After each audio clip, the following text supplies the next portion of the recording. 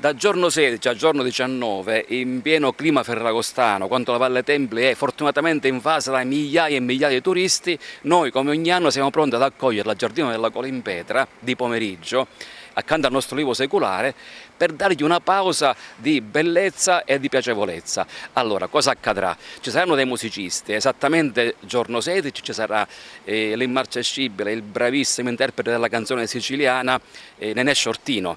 L'indomani ci sarà un duo d'eccezione, una flautista e un chitarrista classico che interpretano una miscela di samba e bossa brasiliana e infine sabato un pianista agrigentino davvero virtuoso che suonerà musiche dei grandi autori ma anche le proprie musiche e gran finale domenica 19 una sorpresa. Carmelo Salemo, il nostro grande trombettista jazz, suonerà una tromba davvero speciale, ma di questo vi parlerà il professore Ermanno Apara. Noi vi aspettiamo da giovedì 16 a domenica 19 dalle ore 18 in poi al Giardino della Colimpetra. Tutti i concerti saranno preceduti da una degustazione di vino, di pane con olio e altre prelibatezze della nostra terra di Sicilia. Vi aspettiamo! Questa tromba è un progetto che nasce da una ricerca universitaria creata in collaborazione tra il Politecnico di Iana du Castello, dove sono docente da quasi 15 anni, l'Università di Lisbona, dove collaboro come ricercatore,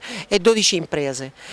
Questa tromba dimostra che le imprese in rete possono creare oggetti straordinari e fuori dal comune.